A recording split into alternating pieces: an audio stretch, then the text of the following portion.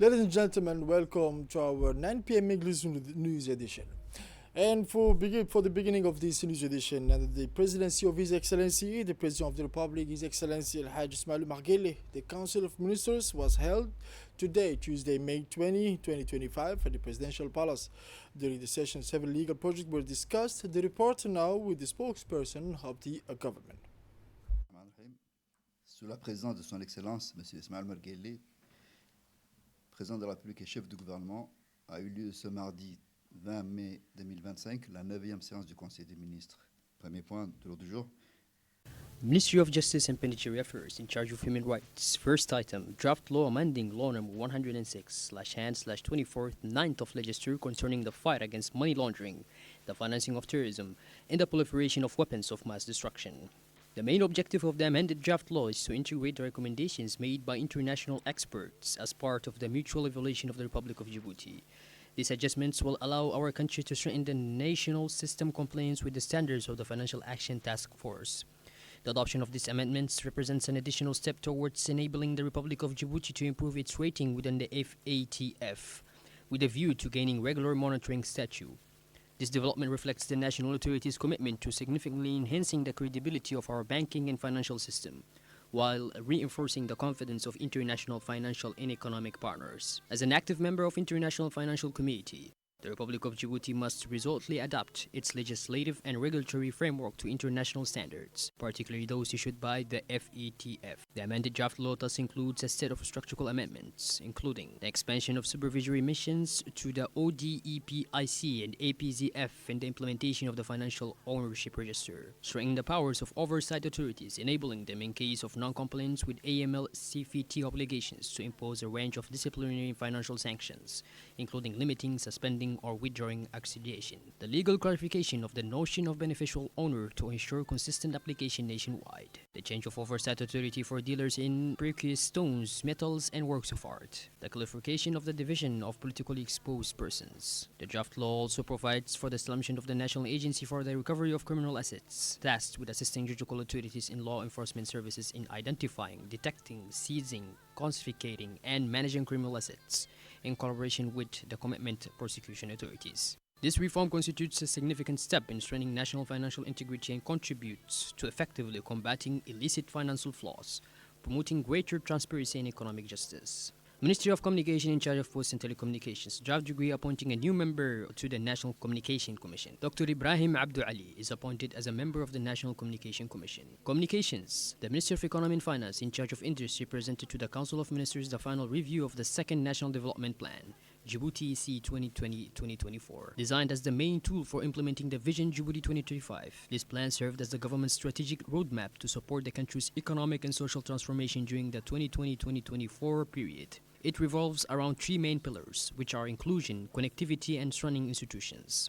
This strategic program aims to stimulate the economic and social development of the Republic of Djibouti over 5 years in key sectors. In this regard, the minister reported significant progress in several priority areas. In terms of access to basic social services, the period was marked by the construction of new school facilities, the commissioning of modern health infrastructures, and notable improvements in electricity and drinking water coverage. Regarding economic infrastructure, major investments were made in the transportation, logistics, and territorial connectivity sectors. The digital transformation strategy also saw remarkable progress, particularly through the expansion of digital services, the development of the digital economy, and the modernization of telecommunications networks. Additionally, several structural reforms were adopted to strengthen economic governance, encourage investment, and improve the country's attractiveness.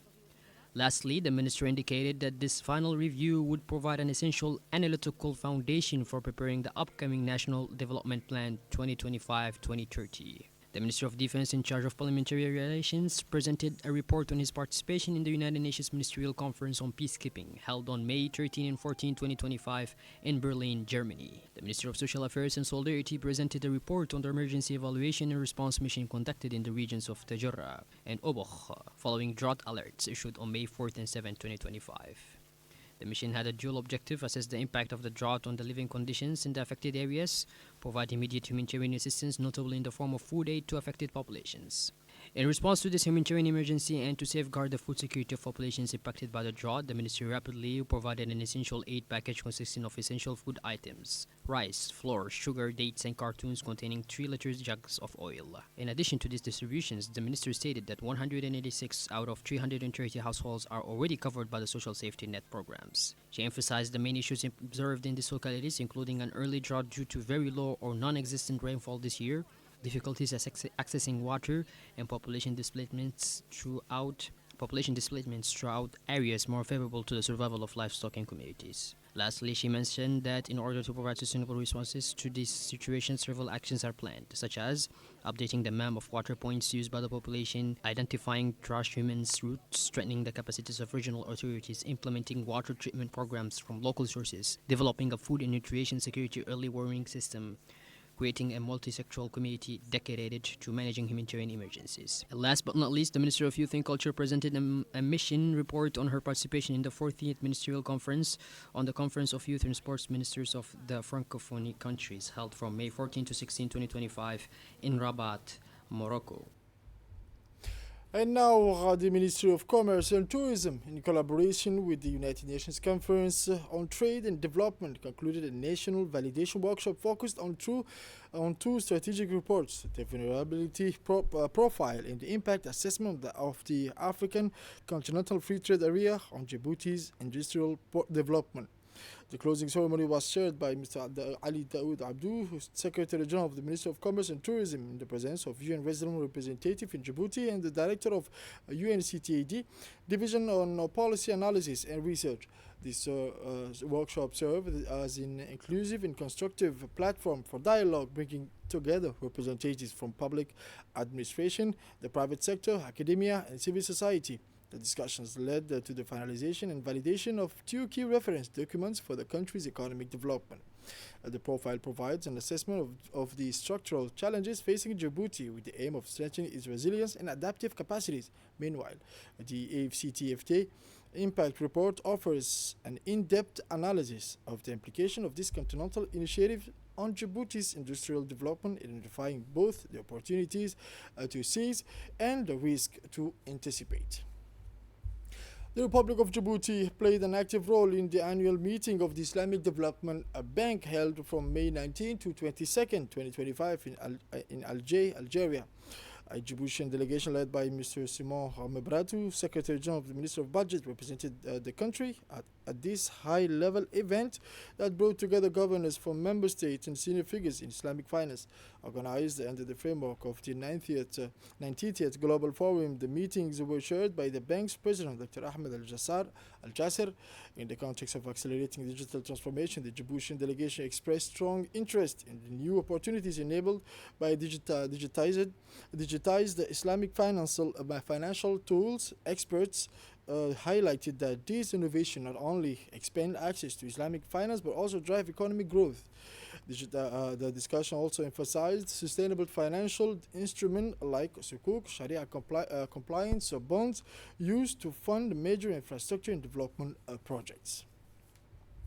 And now in Djibouti, the Chief of Mission of the International Organization for Migration in Djibouti hosted the President of the Commission and of the National Human Rights Commission at the IOM headquarters for an information meeting on the activities carried out by IOM in Djibouti.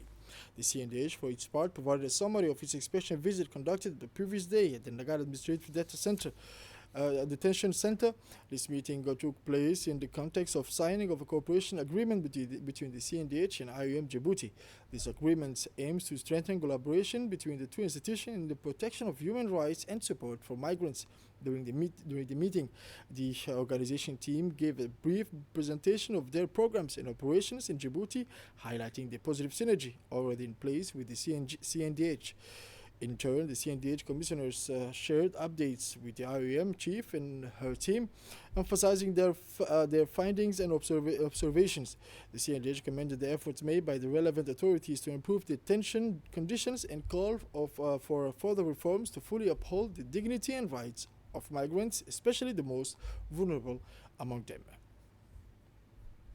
De rentrer chez eux And now, the president of the CNDH indicated that the strategic collaboration between CNDH and IOM illustrates the importance of multi-stakeholder engagement in the protection of human rights and the effective management of migration flows.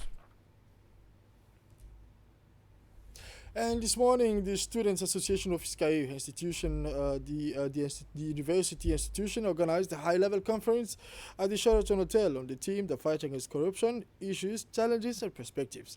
This event was part of the students' civic engagement, and it brought together a panel of expert representatives from the National Anti-Corruption Commission and students from Iska. The discussion focused on preventive mechanisms, existing legal frameworks, the role of youth in promoting integrity, and best practices, both nationally and internationally. The conference also provided an opportunity for engaging debate on concrete actions to be implemented in order to strengthen transparency and ethics in both public and professional life. Through this initiative, the Iska Student Association reaffirmed its commitment to raising awareness among future leaders about the critical importance of governance and integrity, and to actively contributing to the development of a culture of responsibility within the society. As part of its community initiative supporting inclusive education and local development, the Sunnah Al-Haya Association organized on Tuesday, today, a closing ceremony marking the end of the school year of this year. This morning event was part of the project Women and Youth Together for Their Development and was highlighted by the official inauguration of a newly equipped classroom entirely funded by the Fond of France. On this occasion, His Excellency the French Ambassador to Djibouti honored the program's beneficiaries with her presence, accompanied by an official delegation from the French Embassy. The EDC program, led for the past 3 years by the association, aims to educate the youth with special needs and street children by providing them with a tailored educational environment. Through basic instruction in reading, writing, and arithmetic, the program allows these young people to return to learning and acquire skills that help them reintegrate into society. Thanks to the ongoing support, this project has grown sustainably, enhancing not only access to education but also to the empowerment of youth and women through community-based and locally rooted approaches. Irshad School ends the 2024-2025 school year with a memorable celebration at the People's Palace. Irshad School concluded this academic year with a joyful and memorable celebration held at the People's Palace. To mark this occasion, the students organized a variety of activities, including songs, dances, poems, and presentations. This festive day was also made possible thanks to the active involvement of parents who played a key role in the success of the event. Under the leadership of Halima Mohammed Osman, the director of Irshad School, the celebration showcased the collective commitment of the educational community. Each performance highlighted the talents and creativity of the students while also strengthening the bonds between families and the school.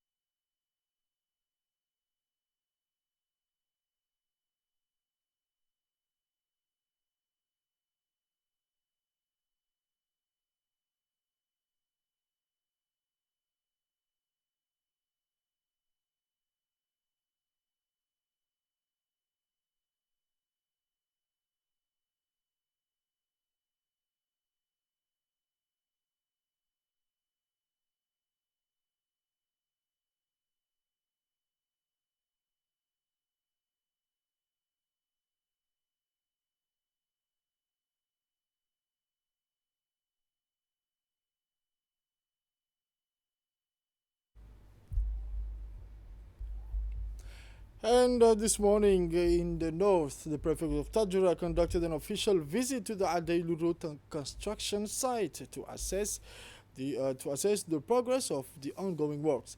This visit is part of the regular monitoring of major infrastructure projects in the region. The road project covering the Boli to the Feinaitu section via Adailu was launched in response to requests from the local population.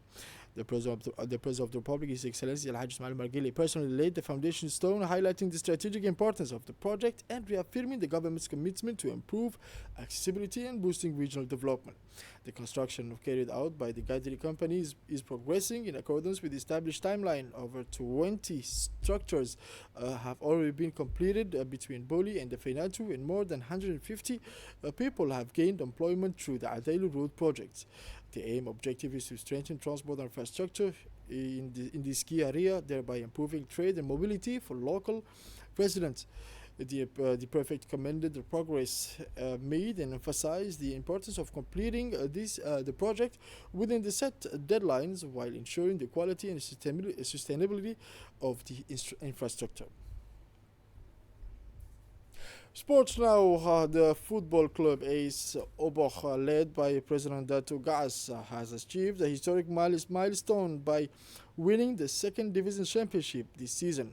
Thanks to an outstanding performance throughout the year, the club has earned promotion to the first division of Djiboutian football for the very first time, a source of immense pride for the entire Oboch region. This remarkable rise is the result of collective efforts, strict discipline, strong team spirit, and above all, committed leadership. Special recognition also goes to the regional authorities, including local ministers and members of parliament, who have supported the club and helped drive this regional momentum. Oboch AS thus becomes the first club in the region's history to reach the top tier of national football, a victory for an entire region and a powerful source of aspiration for today's and tomorrow's young talent.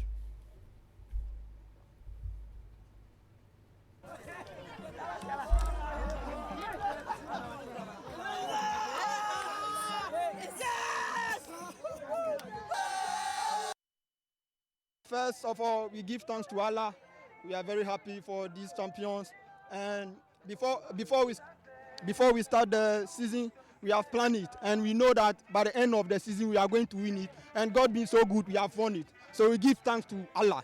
Yes. And right now we are going to Premier Division. And we will work more and fight more so that by next season maybe we can even win the Premier Division, inshallah. Yes, we know the Premier Division is very hard. But right now, every teams have to sign a new players and get more mature players for the Premier Division. Yes, I'm very happy.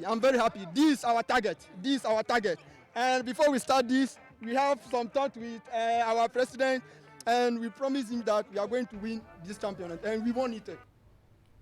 And now for the international news. 9 United Nations humanitarian trucks have been authorized to enter to Gaza Strip, announced UN Humanitarian Operations Chief Tom Fletcher. Israel's authorizing to resume limited aid is a welcome development that must remain in place, but it's a drop in the ocean and much more aid needs to be allowed to enter Gaza starting tomorrow morning, said Tom Fletcher. After no humanitarian aid entered Gaza since March 2nd, Israeli Prime Minister Benjamin Netanyahu announced on Sunday that he would allow the entry of a basic quantity of food for the population to avoid the development of famine in the Gaza Strip. The UN had explained last week that it had trucks loaded with 171,000 tons of food waiting to be allowed entry. During the 42 days of ceasefire earlier this year, 4,008 trucks entered the territory each week, according to the UN. And now the United Nations Refugee Agency has reported that settlers are scarce in Gaza amid the ongoing Israeli war, with 92% of homes destroyed. The families in Gaza are facing unimaginable devastation. 92% of homes have been damaged or destroyed, UNRWA stated in a press release. On Sunday, the Israeli military launched a large-scale ground offensive in the already war-torn territory since October 2023. The International Criminal Court has also issued arrest warrants last November against Israeli Prime Minister Benjamin Netanyahu and former Defense Minister Yoav Gallant for war crimes and crimes against humanity in Gaza. And this is it for this 9 p.m. English News Edition. Thank you for watching us. Stay tuned for more on RTT.